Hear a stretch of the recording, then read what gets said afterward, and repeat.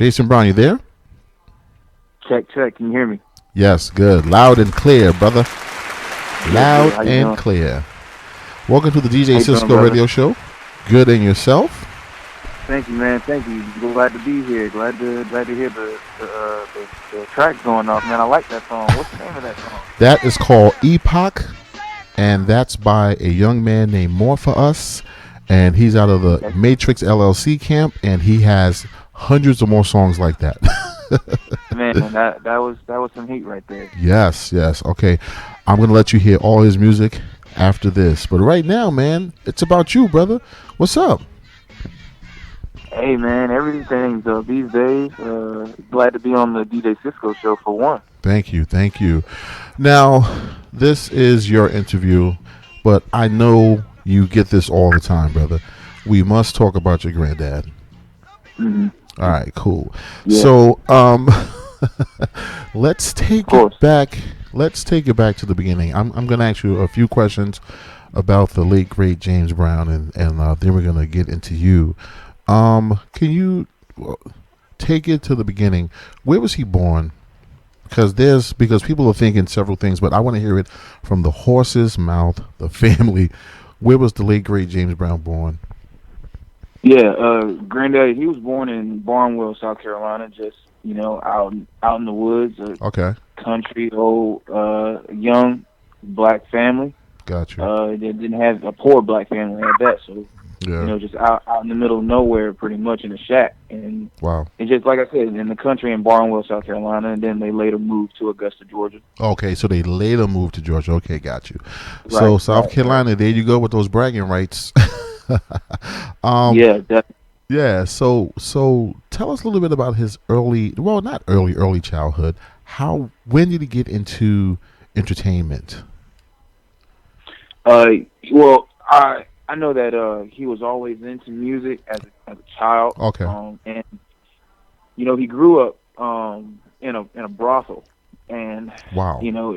At that time, in the Dias Park area of Augusta, Georgia, and pretty much the downtown area. Okay. And right next to it was a church. And okay. He always had access, just being in good spirits and being a kid in the neighborhood, going in, playing on piano, and just being acclimated with, whatever instrument was lying around at the time. Yeah. So, did he ever have any trouble, like, with the law, and then he... okay. that did happen. So he, as he got older, like I said, I mean, this is a teenager during probably the Great Depression era. He was born in 1933, so gotcha. a black teen at that. So it couldn't have been easy. Exactly. In Georgia.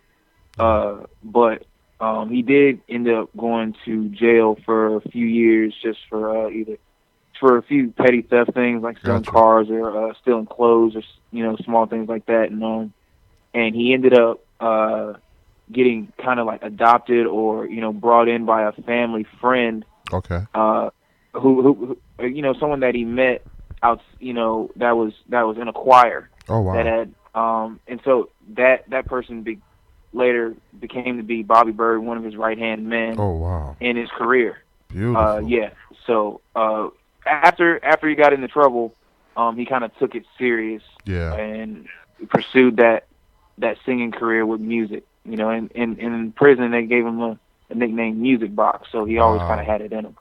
Beautiful. So what are your memories of him? Like, how old were you when you first realized, wow, my granddad is like a living legend?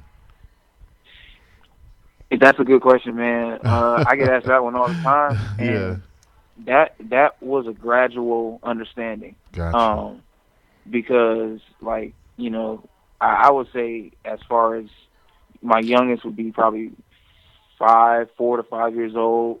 Always, when you're around him, you know his aura. It's just something that you can't deny. Because everyone will be coming up to him. Everyone will trying to take a photo. Couldn't do anything. Cameras flashing and all this kind of stuff. I mean, but I mean, he was somebody who held the room. Yeah. He had the deepest, most raspy voice. you could kind of imagine. Yeah, man. And it's for me as a kid, it was hard to make out, and for a lot of people. Yeah. For a lot of people, right? But definitely as a kid, and I would always see him at his office that he had in Augusta, and also the radio station. Oh, nice. That he had in downtown Augusta, 94.7 The Boss back in the day. I mean, he even had us grandkids doing drops. Oh man, musical genius way back then. He didn't do things like conventionally. He would play music to his feeling. Like he didn't follow the 1, 2, 3, 4. He would do like the 1, 4 and whatever. Did you ever notice that? Like, did he ever talk about that? Were you ever in any of his sessions? Yeah. Go ahead. No. Go ahead. Yeah, brother. It was for him. It was always about the ear, and James Brown's got that soul and that feel, that extra feel. It's always for him, it's about doing it on the one. That's something he would always stress to his band members. So doing it on the one is kind of like giving it a real hit, giving it your best, making it real funky and groovy. So every time you go back to it, it's something like, oh, I got to remember that one. That's that feeling right there. Yes. Yes. So now, like we're talking about his music, how he got into music, all that. Let's like fast forward, because I know it's been decades. His career spans for decades. So we'll be here all night. 7 decades. Yeah. So, can you remember any of his political views? Do you remember him like standing up for,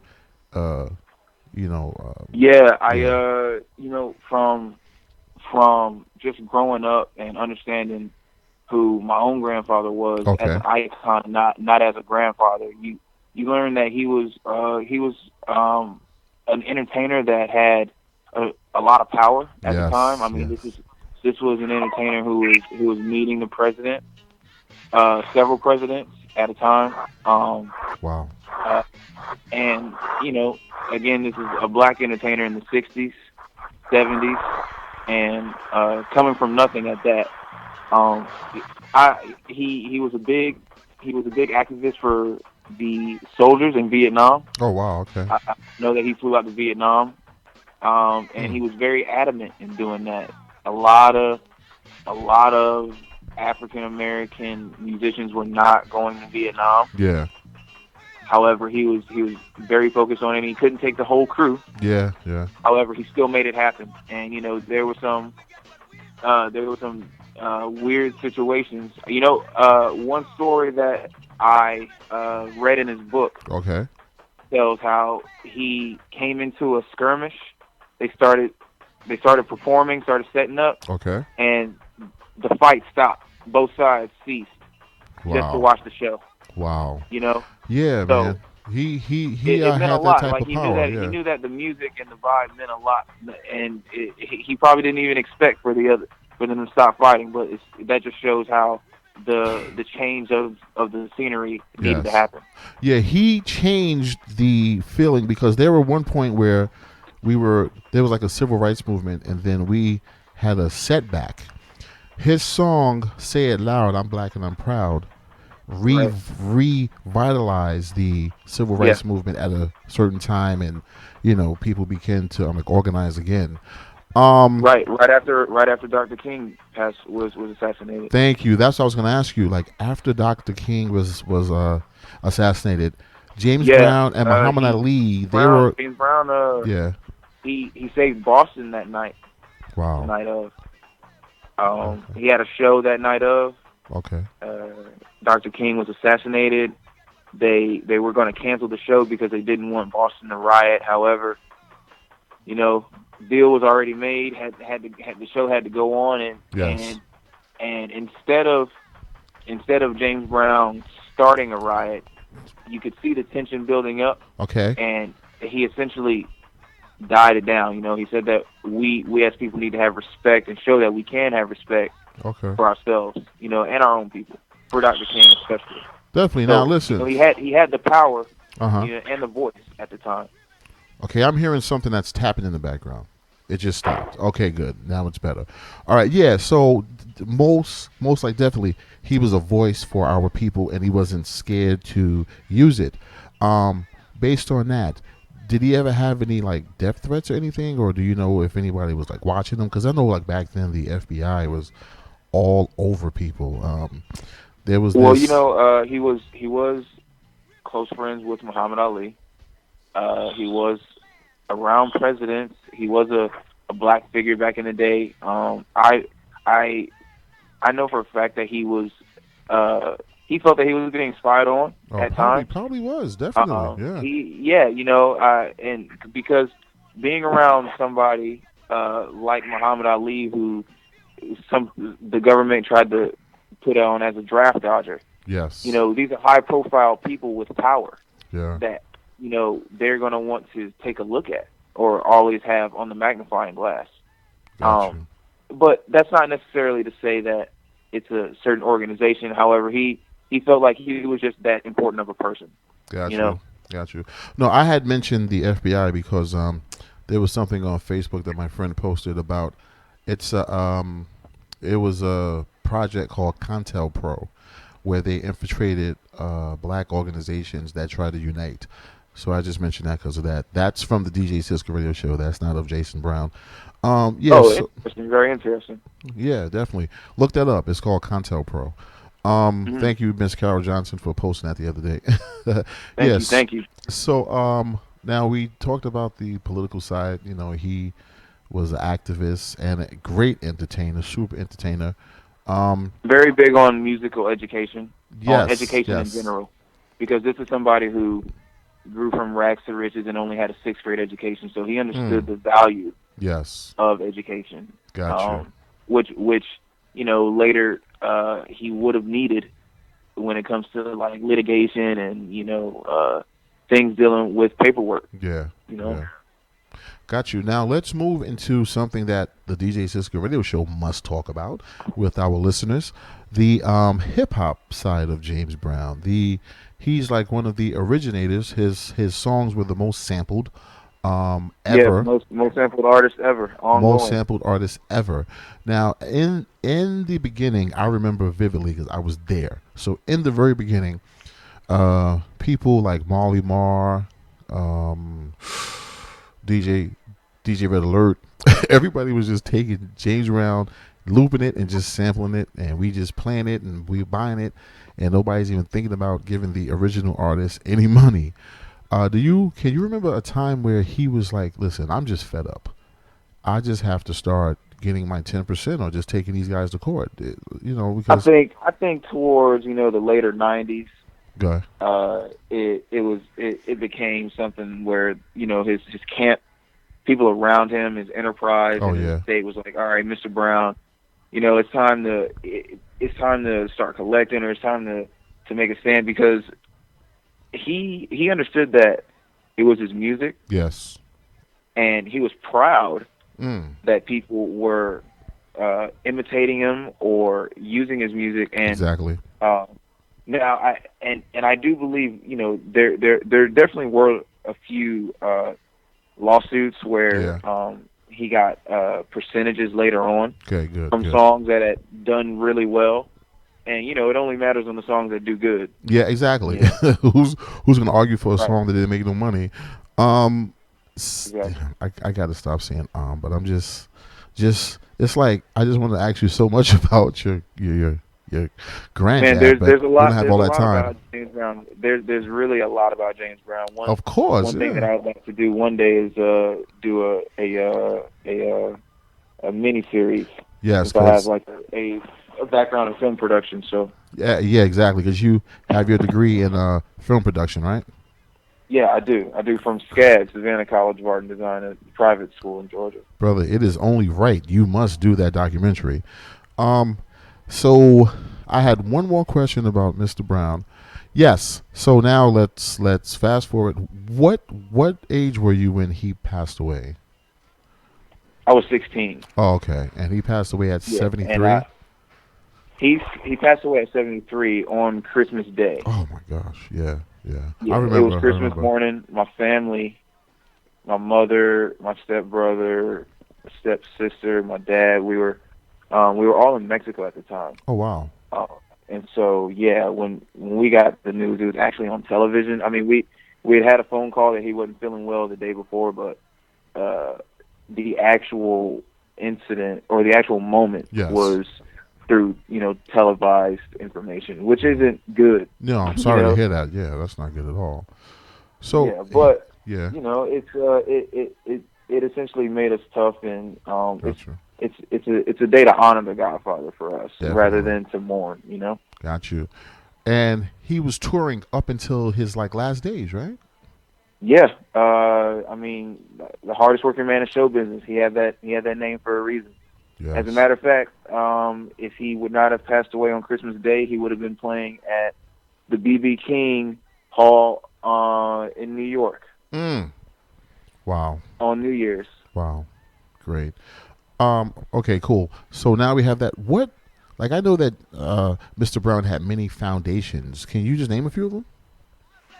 As far as what? When you say foundations? I think he had some music schools or something like that, or foundations for music. Well, after he passed away, okay, my mother, my aunts, my uncles, they started a school in his name. Okay. Called the James Brown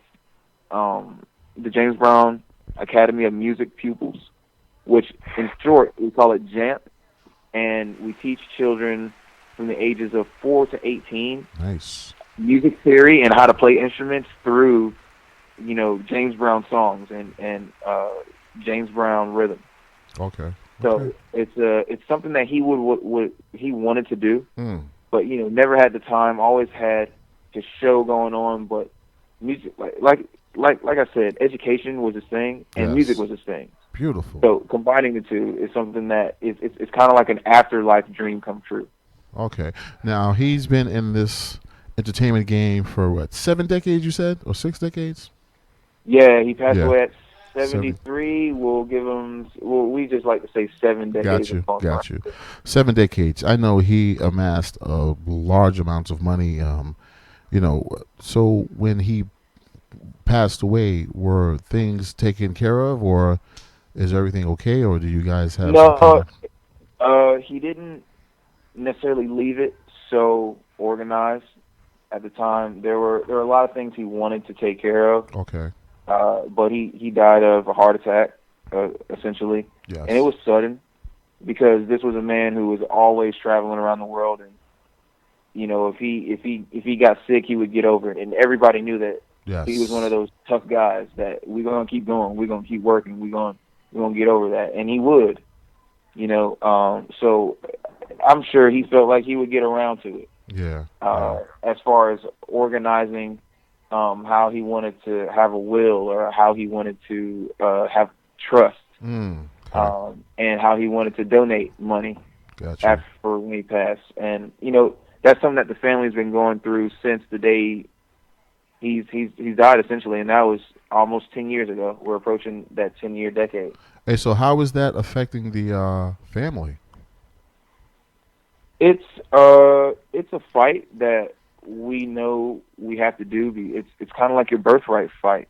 Yeah. And the fact that we have to fight is there's people from the past that are making claims. There's people, from past relationships, wives, things like that. Wow. That are it's a lot of topics. Yes. To deal with a $100 million estate in the state of South Carolina. Okay. Plus you guys are having a fight with the actual state with those old laws that were put into place back in the times of slavery. If we were in California or New York, we would have been out of litigation in 2 years. Wow. But it's a different kind of system as far as the litigation goes.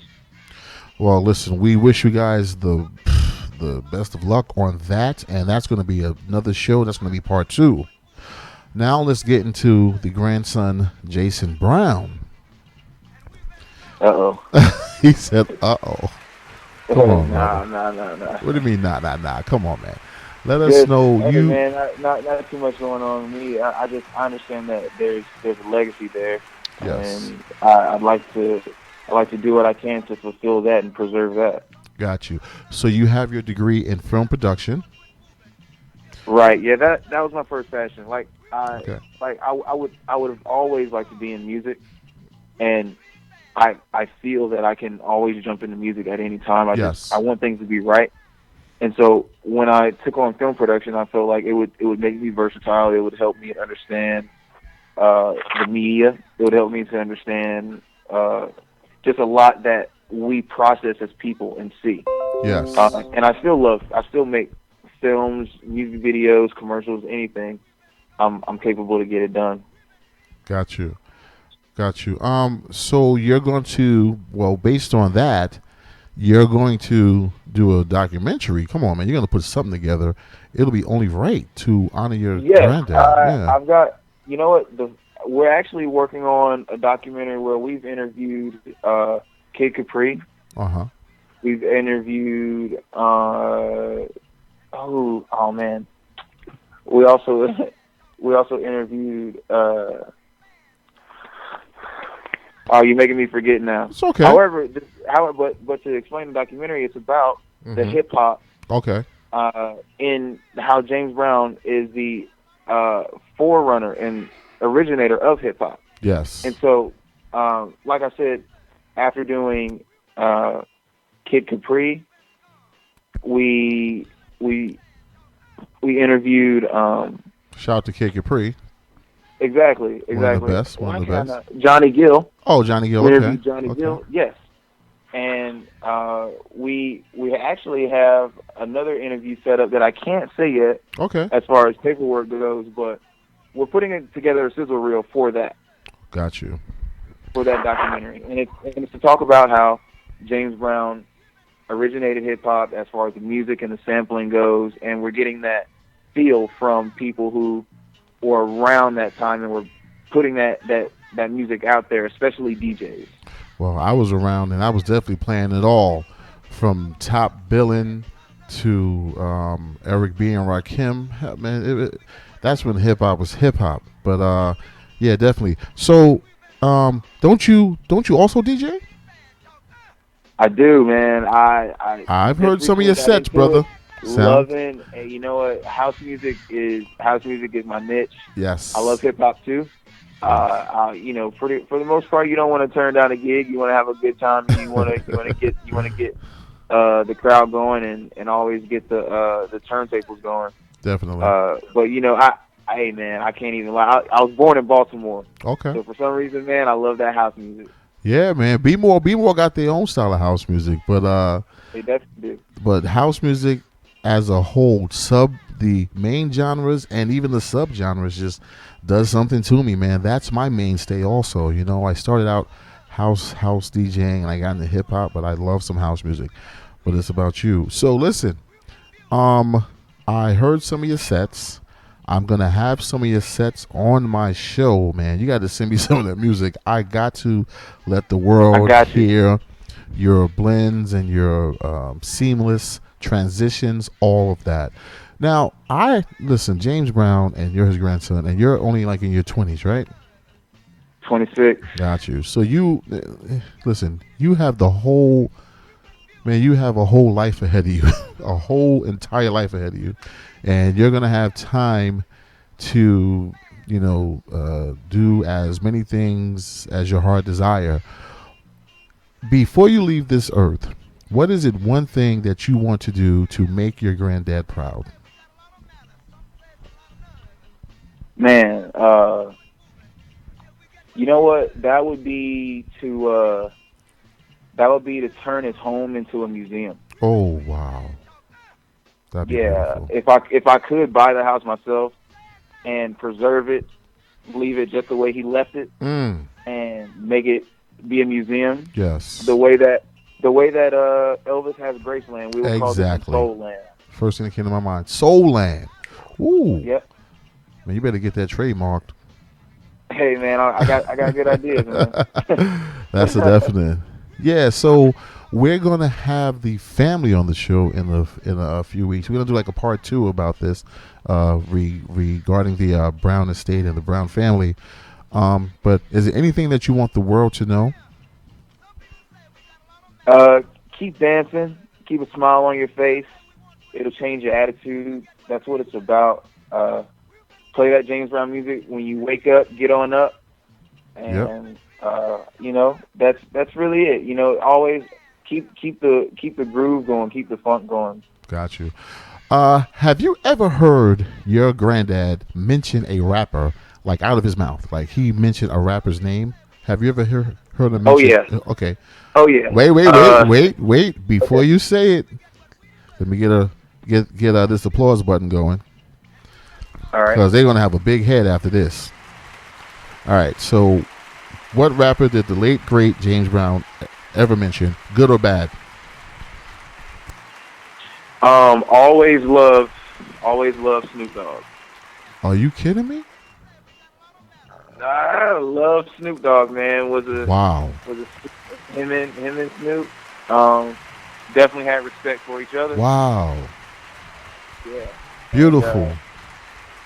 All right. Because I know and I think it was the love that Snoop would give to him.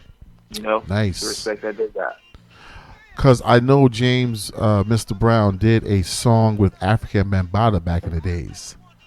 Exactly. Yes. Unity. So exactly. I thought you were going to say him, but Snoop, like years later, that's what's up, man. Snoop the Lion, that's what's up. Well, you see, you asked me somebody that he mentioned to me. Yes. So, you know, one of the last times I saw Granddaddy, he was under the hairdresser. Oh wow! Or the hair dryer, which he always was. Believe me, his hair was curled up, just like your mom or your grandma's hair would be. That's what's up. And he had a picture. He had a signed picture of Snoop Dogg sitting above his hair dryer in his little salon room in his house. Wow. So, you know, that's just one little known fact about the Godfather. And that is a ill visual right there. I'm just picturing that, and that's just phenomenal. Man, listen, I want to thank you for being on the show. We're going to have you back in a few weeks. And I'm going to be supporting your mixes and anything else that you want us to help you with. Please feel free. I would love to be a part of any documentary that you're doing regarding your granddad or anything. It's family. It's going to happen. Sounds good. All right, brother. So God bless and good night. Same here. I want to real quick plug everybody to the James Brown Family Foundation website at www.jamesbrownfamilyfbn.org. You can check us out, see what we do every turkey and toy giveaway. We keeping the legacy going that our grandfather always did in the local city and all throughout the United States. Always spreading the music that he played, living that legacy through the children. And his dream that we wanted, and that's pretty much it. You know, we're keeping it going. Give us that website one more time. Sure thing. www.jamesbrownfamilyfdn.org. That's what's up. You heard it first right here on the DJ Cisco Radio Show. Let's keep his legacy alive. Thank you, definitely. Y'all have a good one. Okay, Mr. Brown, thank you. I just got to play one of my favorites. It's a Man's World. I got to play that once again. It is my favorite James Brown tune of all.